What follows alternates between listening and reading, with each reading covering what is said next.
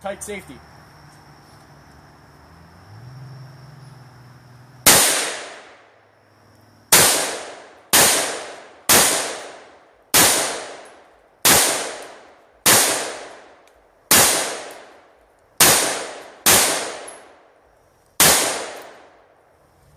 Does the bolt stay back?